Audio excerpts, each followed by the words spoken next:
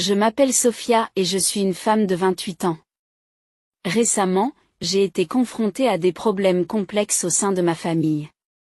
Mes parents ont divorcé lorsque j'avais 10 ans, et l'expérience a été loin d'être positive. Après le divorce, ma mère a quitté la maison et j'ai vécu avec mon père pendant plusieurs années. Nous n'étions que tous les deux.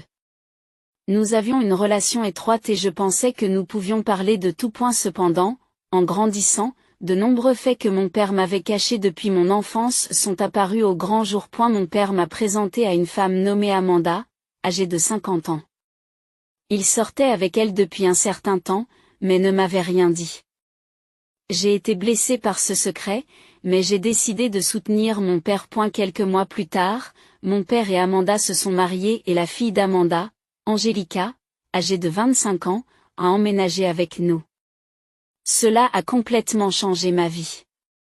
Tout à coup, j'ai eu une demi-sœur. Angelica est très active et sociable, alors que je suis plus introvertie. Nous étions polis l'une envers l'autre, mais nous ne sommes jamais devenus proches. Lorsque j'ai quitté la maison à 18 ans pour aller à l'université, j'ai été soulagée de prendre mes distances avec la nouvelle structure familiale. Après avoir obtenu mon diplôme, je me suis concentrée sur mes études et j'ai rencontré de nombreux nouveaux amis. J'ai fini par trouver un emploi dans la ville où j'avais fait mes études et j'ai décidé de m'y installer. Je rends visite à mon père et à Amanda de temps en temps pendant les vacances, mais nos relations se limitent à ces visites. Angelica et moi n'interagissons que lorsque je reste en ville pour des dîners de famille ou pour échanger des cadeaux d'anniversaire. Au fil du temps, Angelica a récemment déménagé dans ma ville avec son mari, John, âgé de 27 ans, et leurs enfants, Liam, 4 ans, et Ava, 2 ans. John a obtenu un nouvel emploi et a créé une entreprise dans le domaine de la technologie. Ce qui les a amenés à s'installer ici. Dans cette région, Angelica ne travaille pas et reste à la maison en tant que femme au foyer à plein temps. Lorsqu'ils ont emménagé ici, mon père m'a contacté et m'a demandé de les aider à s'installer dans leur nouvelle ville. Je n'étais pas dans la ville, je les ai aidés à choisir un endroit où vivre et je les ai aidés à déménager. Je pensais que c'était fini, mais ce n'était pas le cas. Environ une semaine après leur déménagement, Angelica a commencé à venir à mon appartement tous les soirs avec les enfants, me demandant de les garder pendant qu'elle sortait. Au début, j'ai accepté pour maintenir une bonne relation, mais c'est vite devenu une routine. Je travaille à domicile en tant que graphiste, et elle vient généralement après mes heures de travail, mais j'avais l'habitude de consacrer cette soirée à des projets personnels ou à des rencontres avec des amis. Je n'aime pas particulièrement les enfants et je me sens toujours tendue lorsque je passe du temps avec eux. J'ai suggéré à plusieurs reprises à Angelica d'engager une babysitter, mais elle trouve toujours des excuses. Cette fois-ci, elle insiste. Je ne connais pas encore cette nouvelle ville, dit-elle. Vendredi dernier, j'ai commencé à me sentir utilisée par elle.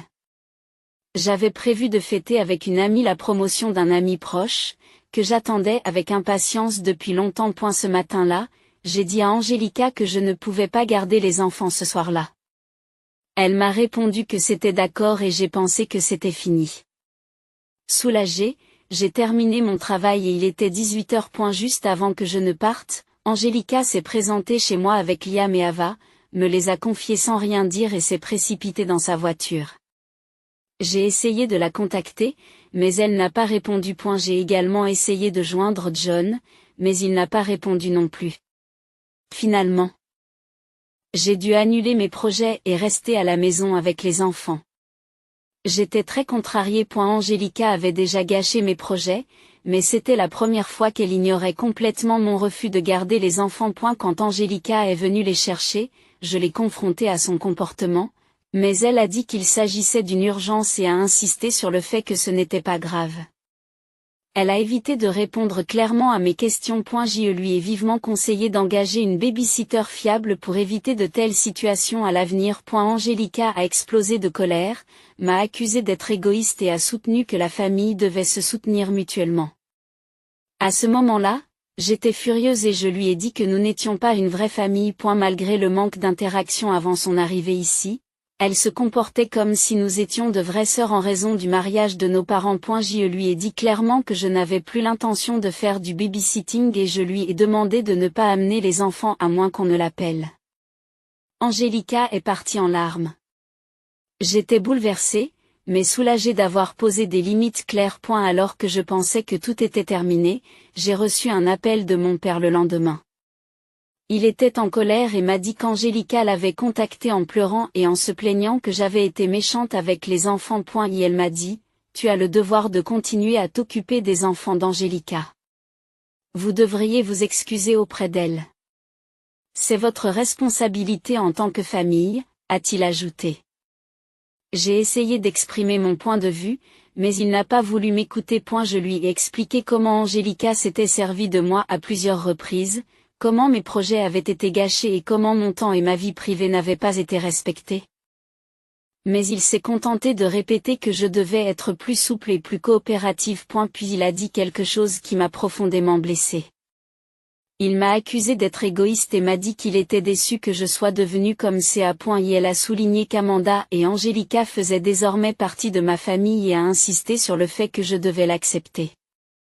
Il a également souligné à quel point je m'étais éloignée d'elle depuis son mariage avec Amanda, parlant comme si j'étais toujours rancunier. J'ai été choquée par ses paroles et j'ai soutenu qu'il s'agissait de sa famille, pas de la mienne. En tant qu'adulte indépendante, j'ai ma propre vie et mes propres responsabilités, et je ne peux pas passer mon temps à être la babysitter d'Angélica. La discussion a dégénéré et mon père a menacé de mettre fin à notre relation si je ne m'excusais pas auprès d'Angélica et si je ne recommençais pas à faire du babysitting.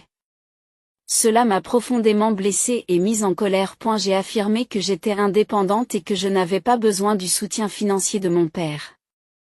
De plus, s'il choisit vraiment de couper les ponts avec moi, cela montre simplement que nous n'étions pas aussi proches que je le pensais. Après avoir raccroché avec mon père, j'ai reçu des messages d'Amanda et d'autres membres de la famille. Ils m'ont reproché d'avoir été injuste envers Angélica et m'ont dit que je devrais faire preuve de plus de compréhension à l'égard d'une jeune mère qui se bat dans une nouvelle ville. J'ai également reçu des appels accusateurs de certaines tantes au sujet de la détérioration des relations familiales. Bien qu'il n'y ait pas eu de contact direct de la part d'Angélica elle-même, elle a posté sur les médias sociaux que les familles devraient se soutenir mutuellement. Citant des mots qui définissent la famille non seulement par des relations de sang ou de sororité. Ces actions semblaient clairement destinées à me faire sentir coupable. Je ne sais pas si j'ai tort. Je pense qu'il est injuste qu'Angélica s'attende à ce que je fasse du babysitting gratuitement à tout moment, et je pense que les menaces de mon père sont injustifiées. Cependant, je me demande si je n'ai pas été trop sévère avec Angélica. Amanda n'est pas vraiment ma famille. Je suis tourmentée par la culpabilité et je me demande si j'aurais dû être plus tolérant envers Angélica. Peut-être aurais-je dû faire plus d'efforts pour approfondir notre relation lorsque nous étions plus jeunes. Pourtant, je nourris de la colère et du ressentiment, car j'ai l'impression que mes opinions et mes limites ne sont pas respectées. Après le divorce de mes parents, j'ai mis l'accent sur la liberté et j'ai appris à compter sur moi-même. J'ai étudié dur à l'école, j'ai obtenu des bourses d'études à l'université et j'ai construit une carrière qui m'a assuré le succès. Je ne suis pas habituée à la coexistence et, honnêtement, je ne veux pas me sentir responsable de ce que l'on compte sur moi. Pourtant, je me soucie sincèrement de Liam et d'Ava, et je ne peux rester indifférente à cette situation dans laquelle ils n'ont aucune responsabilité. Je ne veux pas que les enfants se sentent rejetés, mais avoir un membre de la famille qui ne veut pas garder les enfants n'est pas dans leur intérêt. J'ai discuté de cette question avec des amis, et les avis divergent. Certains pensent que je suis trop sévère, tandis que d'autres suggèrent que je devrais établir une meilleure relation avec Angélica. Je crois qu'il faut fixer des limites, et Angélica a le droit d'en avoir. Incertaine de la marche à suivre. Je suis partagée entre l'idée de m'excuser et celle de rester sur mes positions. Cette situation est devenue insoutenable et je n'arrive pas à trouver de solution. J'espère ne pas rompre les liens avec mon père, mais je ne veux pas non plus être exploitée. Cette situation m'amène à me poser de nombreuses questions sur la famille et sur moi-même. Suis-je vraiment égoïste comme le suggère mon père, et peut-être ai-je encore des sentiments non résolus à propos de son remariage ? Peut-être aurais-je dû construire une relation plus étroite. Je continue à réfléchir à la manière de gérer ma relation à long terme avec Angelica, et à ce qu'elle aurait été si ma mère avait été là. Depuis le divorce, les contacts avec ma mère ont été sporadiques, car elle mène une vie nomade à l'intérieur du pays. Je ne peux que deviner ce qu'elle peut penser de tout cela. Je me sens dépassée. 2 semaines se sont écoulées et la situation n'a fait que se compliquer. J'ai pris la décision de ne pas céder. Je ne me suis pas excusée auprès d'Angelica et je n'ai pas repris mes fonctions de babysitter. En conséquence, les tensions au sein de la famille se sont aggravées. Et la communication avec mon père a complètement cessé, et Angelica continue de poster des messages sarcastiques sur les fausses valeurs de notre famille et sur l'importance des neveux et nièces sur les médias sociaux. Auparavant, je parlais à mon père au moins une fois par semaine, mais depuis, nous n'avons plus aucun contact. Je me rassure en me disant que c'est la meilleure chose à faire et que je pose des limites appropriées. Pourtant, j'ai encore mal au cœur. Ma belle-mère, Amanda, a essayé à plusieurs reprises de servir de médiatrice et d'amener une réconciliation entre Angelica, mon père et moi, en disant qu'elle comprenait ma position. Elle dit que les familles ont souvent besoin de compromis. Mais j'ai l'impression qu'on ne tient pas compte de mes sentiments. Je me concentre sur mon travail et j'accepte des tâches supplémentaires. Pour oublier les problèmes familiaux, j'ai également commencé à travailler en freelance. J'ai augmenté mes visites à la salle de sport et j'ai commencé un nouveau hobby, la peinture. M'adonner à des activités créatives au milieu de l'agitation m'apporte un peu de réconfort. Et la semaine dernière, un événement inattendu est venu tout changer. Alors que je travaillais dans un café local, j'ai entendu une voix familière. C'était John. Il était assis à une table avec une femme inconnue. J'ai d'abord pensé qu'il s'agissait d'une collègue de travail, puis j'ai réalisé que ce n'était pas le cas. Il lui tenait la main de l'autre côté de la table. Ils parlaient à voix basse, se regardant l'un l'autre, ce qui laissait supposer que leur relation n'était pas bonne. J'y suis choquée. Je n'arrivais pas à croire ce que je voyais. Je ne pouvais pas imaginer que John ait une relation intime avec une autre femme pendant les heures de travail. Confuse et ne sachant que faire, je me suis demandé si je devais le confronter ou prendre une photo comme preuve, mais j'ai fini par quitter le café sans rien faire. En rentrant chez moi, la scène dont je venais d'être témoin s'est reproduite dans mon esprit. J'ai évité de confronter John. Je me suis demandé si je devais en parler à Angelica, mais je n'étais pas sûre qu'elle me croirait. Notre relation était déjà fragile, et accuser son mari d'infidélité aurait pu aggraver la situation. J'ai réfléchi à cette question toute la journée et la soirée du lendemain. J'ai reçu un appel d'Angelica, mais j'ai failli ne pas répondre, pensant qu'il s'agissait d'une autre demande de babysitting. Cependant, quelque chose m'a poussé à décrocher le téléphone. Angelica pleurait et demandait à venir chez moi. Considérant que sa raison pouvait être liée à John, j'ai accédé à sa demande. Elle avait l'air extrêmement épuisée. Les yeux gonflés et l'air de ne pas avoir dormi depuis longtemps, mais ce n'était pas à cause de John. Angelica a avoué qu'elle avait menti en disant qu'elle avait des courses importantes à faire lorsqu'elle m'avait confié ses enfants, et elle a révélé qu'elle suivait un traitement pour une dépression postpartum et un trouble anxieux. Depuis la naissance d'Ava, elle luttait constamment et pleurait en parlant. Elle ne se sentait pas à la hauteur en tant que mère et n'avait rien dit à sa famille par peur d'être jugée. Pendant la thérapie, elle m'avait confié ses enfants, ce qui m'avait choquée. J'ai ressenti un mélange de sympathie pour Angelica, de colère contre sa tromperie et son utilisation de moi, et de regret de l'avoir jugée sévèrement. Je lui ai dit que je comprenais la situation difficile dans laquelle elle se trouvait, mais que je ne pouvais pas accepter qu'elle mente et qu'elle me laisse ses enfants sans rien prévoir. Nous avons parlé pendant un long moment. Angelica s'est excusée de ne pas avoir révélé ses agissements plus tôt et a promis de chercher une babysitter fiable. Je lui ai dit que je ne pouvais pas faire régulièrement du babysitting, mais que j'étais prête à l'aider si on m'en informait à l'avance. Au fur et à mesure que nous parlions, j'ai commencé à voir Angelica sous un angle complètement différent. Même si elle semble réussir en apparence, Je me suis rendu compte qu'elle luttait autant que les autres. Cela m'a fait douloureusement prendre conscience du peu de compréhension que j'avais de sa vie et de la rapidité avec laquelle je l'avais jugée. Angelica a également parlé de la solitude qu'elle ressentait après avoir déménagé dans une nouvelle ville, et elle était heureuse que nous puissions nous rapprocher. Après cela, nous avons toutes les deux senti que nous pouvions vraiment être ensemble. Un lien fraternel, différent de tout ce que nous avions connu auparavant, s'est développé entre nous. Elle s'est excusée d'avoir été trop énergique et de ne pas avoir respecté mes limites. J'ai également partagé mes sentiments avec elle. J'ai parlé de l'aliénation que j'avais ressentie après le remariage de mon père et des difficultés que j'avais eues à m'adapter à ma nouvelle famille.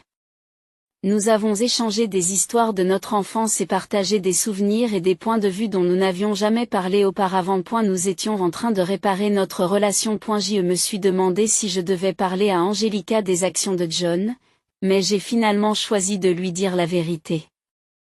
J'ai expliqué avec soin l'incident survenu au café. Et la réaction d'Angelica n'a pas été celle à laquelle je m'attendais. Elle n'a pas réagi avec surprise ou colère, mais a commencé à parler calmement. Je savais déjà ce que John faisait. Il s'est avéré que la femme que John rencontrait en secret était en fait sa demi-sœur. John a été adopté lorsqu'il était enfant et n'a retrouvé sa famille biologique que récemment. Il n'était pas prêt à en parler à Angelica ou à d'autres membres de la famille, car il rencontrait sa demi-sœur en secret. Et elle s'inquiétait des conséquences de cette rencontre sur ses parents adoptifs et sur les autres relations familiales. Tout en étant soulagé que John n'ait pas de liaison, je me suis senti mal à l'aise à l'idée qu'il ait trompé la famille. J'ai fait remarquer à Angelica que si tout le monde avait été honnête dès le départ, cette situation aurait pu être évitée. Angelica a accepté et m'a dit qu'elle discuterait avec John de la nécessité d'une plus grande ouverture d'esprit dans la famille. Elle a également promis que notre relation serait plus ouverte à l'avenir. Nous avons terminé la journée en nous sentant plus légers. Le lendemain, j'ai contacté mon père et lui ai expliqué comment Angelica et moi avions résolu nos problèmes. J'ai l'intention de poursuivre ma relation avec Angelica et de m'occuper des enfants si nécessaire. Mais j'ai également précisé que mes limites devaient être respectées.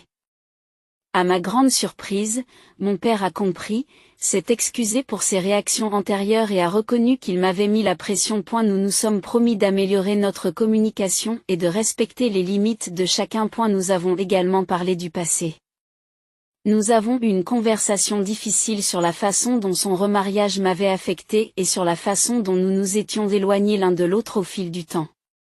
Il semblait que nous abordions enfin un sujet que nous avions évité pendant des années. Même s'il semblait que la situation était sur le point d'être résolue, je me sentais toujours tendue.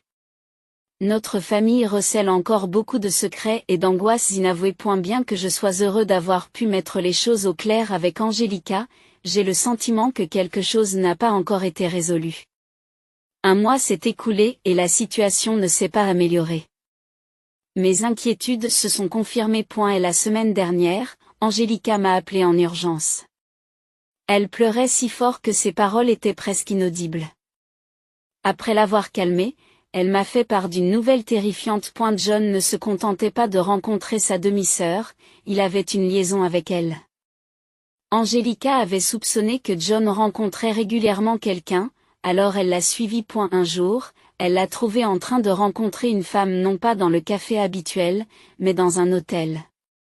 Elle a confronté John et il a avoué. John a prétendu qu'il ressentait un nouveau lien avec sa demi-sœur et a tenté de justifier ses actes. Mais Angelica a été choquée et profondément blessée. J'ai été choquée. J'ai regretté de ne pas avoir agi de manière plus proactive lorsque j'ai vu John avec cette femme. J'ai essayé de réconforter Angelica par téléphone, mais elle était désemparée et a décidé de quitter John. Malgré nos désaccords passés, elle m'a demandé si elle pouvait rester chez moi avec les enfants pendant cette période difficile. Je ne pouvais pas la laisser seule dans cette épreuve. J'ai accepté que les enfants restent. Le lendemain, Angelica et les enfants ont emménagé chez moi. Ce fut un déménagement très difficile. Ma maison n'est pas conçue pour accueillir de jeunes enfants. Angelica et les enfants sont émotifs, pleure et éclate de colère. J'essaie de les soutenir, mais cela ne fait qu'ajouter à ma souffrance et aggraver la situation. John a contacté Angelica à plusieurs reprises et s'est rendu chez moi à plusieurs reprises, ce qui a encore compliqué la situation. J'ai dû menacer d'appeler la police pour le faire partir. Tout le monde souffre, y compris les enfants qui ne comprennent pas ce qui se passe. Mon père m'a contacté d'un ton inquiet, me disant qu'il avait des nouvelles importantes et qu'il voulait me rencontrer. J'ai été profondément ébranlée par le fait choquant que mon père m'a révélé. Il s'est avéré que la demi-sœur de John est aussi ma demi-sœur. Mon père a avoué qu'il avait eu une brève relation amoureuse avec la mère biologique de John bien avant de rencontrer ma belle-mère. Cette femme avait une fille et John a eu une liaison avec elle. J'ai été stupéfaite d'apprendre que mon père avait gardé ce secret pendant des années. Il y a 30 ans, un test ADN effectué par la demi-sœur de John a permis de retrouver plusieurs membres de notre famille. Et c'est à ce moment-là que mon père a appris le fait. Il l'a contacté et a appris toute l'histoire. J'ai eu l'impression que ma vision du monde avait été bouleversée. J'étais choquée de voir que tout ce que j'avais cru au sujet de ma famille était un mensonge et j'étais en colère contre mon père pour avoir gardé un tel secret. Ma déception face à la trahison de John s'est mêlée à la frustration que j'ai ressentie pour ne pas m'en être rendu compte plus tôt. Je n'ai pas encore parlé à Angelica de cette dernière révélation, car elle doit déjà faire face à beaucoup de choses, et je m'inquiète de l'impact que cela aura sur elle et sur ma propre vie. Elle est proche de son point de rupture. Mais je sais qu'il faudra bien que je lui en parle un jour. Ces derniers temps, je me sens mentalement désorientée. J'essaie de soutenir Angelica tout en faisant face aux émotions suscitées par la découverte de ma nouvelle sœur. J'ai pris des congés pour faire face à ces problèmes, mais je ne sais pas combien de temps je vais pouvoir tenir. J'envisage une thérapie pour résoudre tous ces problèmes et j'essaie de passer mes journées le plus calmement possible. J'ai demandé à quelques amis de me soutenir, mais il m'a été difficile d'expliquer que mon beau-frère avait une liaison avec sa demi-sœur cachée. Comment expliquer une telle chose? On a l'impression d'être dans un drame exagéré. Avec tant de choses à prendre en compte, Angelica, les enfants, les problèmes de garde de John et ma demi-sœur, j'étais submergée et incapable de faire face à tout. Malgré tout, je fais de mon mieux pour offrir à Angelica et aux enfants un environnement stable. En dépit de mon propre désarroi. J'ai également essayé de prendre soin de moi. J'ai tenu un journal pour faire le tri dans mes émotions et j'ai pratiqué des activités qui me plaisaient. 3 mois ont passé. Beaucoup de choses ont changé. J'ai fini par dire à Angelica que la maîtresse de John était notre demi-sœur. Elle a été dévastée une fois de plus, mais c'était la conclusion dont elle avait besoin. Elle a demandé le divorce et obtenu une ordonnance restrictive à l'encontre de John. La procédure judiciaire a été complexe, mais Angelica l'a gérée avec grâce. Angelica et les enfants sont restés avec moi pendant environ 1 mois, puis elle a trouvé son propre petit appartement et a commencé à travailler à temps partiel dans une librairie locale. Elle trouve peu à peu sa propre façon de vivre sa nouvelle vie. Cette expérience nous a rapprochés plus que jamais. Il m'arrive de garder les enfants d'Angelica, mais uniquement dans les conditions que j'ai fixées, et Angelica respecte mes limites. Nous n'avons pas encore tendu la main à notre demi-sœur, et nous ne savons pas quand ni si nous serons prêts. Son existence, ainsi que les actions de John, rendent difficile l'établissement d'une relation avec elle. J'y ressens toujours des tensions avec mon père et j'éprouve de la colère à son égard. Nous avons eu plusieurs conversations difficiles sur l'important secret qu'il a gardé caché pendant si longtemps. Ces discussions ont remis en question la confiance, l'honnêteté et l'impact de ses décisions. Mon père consulte un thérapeute pour faire face à sa honte et trouver le moyen de rétablir la confiance avec la famille. Les progrès sont lents, mais nous avançons. J'y suis également une thérapie, qui m'a aidé à gérer mes émotions et à fixer des limites saines. J'apprends qu'il est important de donner la priorité à ma santé mentale. Au milieu de cette crise, j'ai renoué avec ma mère, en lui tendant la main après que tout a été révélé.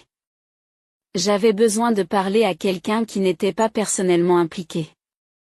Nous avons eu une conversation sincère. Ma mère a été une source constante de soutien émotionnel. Nous nous efforçons de reconstruire notre relation et je suis vraiment heureuse de la retrouver dans ma vie. Ensuite, j'ai décidé de faire une pause. J'avais besoin de m'éloigner des conflits familiaux et de partir à la découverte de moi-même. J'ai passé un mois à Hawaï. Cette expérience a élargi ma perspective. Même si je tiens à ma famille, elle n'est pas tout. Les personnes qui comptent vraiment sont celles qui respectent vos limites et ne vous obligent pas à sacrifier vos idéaux ou votre bonheur. Je ne peux pas prédire l'avenir de ma famille. Il faudra du temps pour rétablir la confiance. Pour l'instant, je me concentre sur ma guérison et mon développement personnel. Je réévalue ce que la famille représente pour moi et je m'entoure de personnes qui apportent de la joie dans ma vie. Je reste en contact régulier avec Angelica, qui se concentre sur ses enfants, son nouveau travail et sa santé. Elle avance dans son divorce avec une force surprenante. Nous prévoyons un voyage avec les enfants l'été prochain, quelque chose à attendre avec impatience. Pour autant que je sache, John a quitté la ville. Sa liaison avec sa demi-sœur s'est mal terminée et il a essayé de se réconcilier avec sa famille adoptive, mais je ne connais pas les détails. Honnêtement, cela ne m'intéresse pas. Cependant, je rétablis peu à peu ma relation avec mon père. Nous continuons à avoir des conversations une fois par semaine. Même si les choses ne sont pas tout à fait revenues à la normale, la situation s'améliore. Mon père s'efforce d'être plus transparent et plus honnête, non seulement avec moi, mais aussi avec toute la famille. Grâce à cette expérience, nous avons beaucoup appris sur la résilience, le pardon et l'importance de la sincérité. En outre, nous avons compris qu'il n'est jamais trop tard pour nouer des relations.